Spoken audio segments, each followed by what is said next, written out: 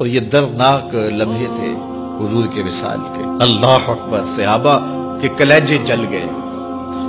حضرت عمر نے ہاتھ میں تلوار پکڑی اور ایسے کھڑے ہو گئے اور ایسے لہراتے تھے تلوار اور کہتے تھے خبردار کسی نے کہا حضور کا انتقال ہو گیا میں گردن اتار دوں گا۔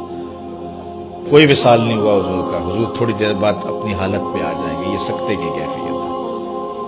حضرت زید بن عبداللہ کے بیٹے نے جا کے کہا ابا جی حضور کا انتقال ہو گیا، تو انہوں نے باغ میں پانی دے رہے تھے، سب کام چھوڑ دیا، ہاتھ اٹھائے گا اللہم اذہب بصری حتی لا ارا بعد حبیبی محمد احدا، اے اللہ مجھے اندھا کر دے، آنکھوں کے دیے اس لیے روشن تھے کہ تیرے محبوب کو دیکھوں، جب حضور چلے گئے ہیں تو میں نے یہ چراغ کیا کرنے ہیں، بجھا دے ان چراغوں کو۔ تو کیا کیفیت تھی، حضرت فاطمہ بول رہی ہیں میرے اوپر وہ مصیبتیں ٹوٹی ہیں اگر یہ دنوں پہ ٹوٹ پڑتی تو دن کالی راتیں بن جاتے۔ تو تھوڑی خبر تھی حضور کا وصال۔ اچھا جب یہ کیفیت تھی صحابہ کی اس نازک موقع پہ، چونکہ منافق اندر ہی ہوتے ہیں، تو منافقوں نے ایک کھیل کھیلا، وہ صحابہ میں پھیل گئے اور کہنے لگے واہ واہ حضور کے دم سے رونقیں تھیں، مسجدیں آباد تھیں، سجدے تھے، قرآن کی تلاوت تھی، اب کس نے نماز پڑھنی ہے میاں، اب کس نے روزہ رکھنا ہے، اب کس نے زکوٰۃ دینی ہے، اب کس نے حج کرنا ہے، ختم کہانی ختم کہانی، یہ بات کرنی شروع کر دی۔ اب یہ بڑی نازک صورتحال، تو کیا حضرت ابو بکر کا کلیجہ نہیں جل رہا تھا؟ لیکن اس موقع پہ حضرت ابو بکر کھڑے ہوئے اور پھر حضرت ابو بکر صدیق نے لوگوں سے مخاطب ہو کہا لوگوں مجھے ایک بات بتاؤ کہ تم اللہ کی عبادت کرتے تھے یا حضور کی کرتے تھے؟ لوگوں نے کہا کہ اللہ کی۔ تو کہا کہ کیا حضور کے وصال کے بعد تم اللہ کی عبادت چھوڑ دو گے؟ کہا نہیں۔ کہا مجھے بتاؤ جس دین کو سر بلند کرنے کے لیے حضور نے اپنی ساری زندگی لگا دی، تو کیا حضور کے چلے جانے کے بعد اس مشن کو چھوڑ دو گے؟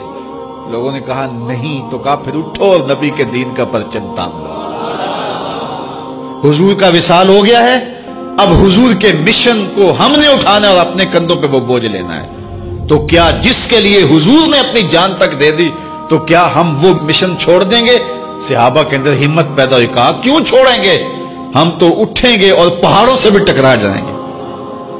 تو یہ وہ موقع تھا جس موقع کو سنبھالا حضرت ابو بکر نے۔ منافق تو چال چل گئے تھے، صحابہ پر صدموں کے پہاڑ ٹوٹ رہے تھے، ساری ذریت اسلام ساری زندگی جو ہے وہ تعریفیں کرتی رہے، مدح و ستائش کرتی رہے، ابو بکر صدیق کا یہ حق نہیں ادا ہو سکتا۔ یہ احسان کیا ہے امت کے اوپر حضرت ابو بکر صدیق نے۔ ایک خاتون آئی اور اس نے حضور سے کوئی مسئلہ پوچھا، تو آقا کریم نے فرمایا پھر آ جانا۔ تو اس نے کہا اگر میں پھر آؤں اور آپ نہ ملیں، اس کا مطلب یہ تھا کہ آپ اس دنیا سے کوچ کر گئے ہوں، تو پھر تو فرمایا میں نہیں ملوں گا، ابو بکر تو ملے گا نا۔ تو علماء نے کہا یہ خلافت کی طرف اشارہ ہے۔ حضرت ابو بکر صدیق رضی اللہ تعالیٰ عنہ سے بہت زیادہ حضور پیار کرتے تھے، اور آقا کریم علیہ السلام نے اپنی زندگی میں 3 دن ان کو مصلی پہ کھڑا کیا ایام مرض میں، پھر 17 نمازیں حضور کی موجودگی میں حضرت ابو بکر صدیق نے پڑھائی، پھر حضور کا وصال ہو گیا۔ فرمایا حضور علیہ السلام نے انت صاحبی فی الغار و صاحبی علی الحوض، اے ابو بکر تم غار میں بھی میرے ساتھی ہو اور حوض کوثر میں بھی میرے ساتھی ہو۔ اور آقا کریم علیہ السلام نے یہ بھی ارشاد فرمایا سب سے زیادہ جس نے میرے اوپر احسانات کیے ہیں وہ ابو بکر ہے۔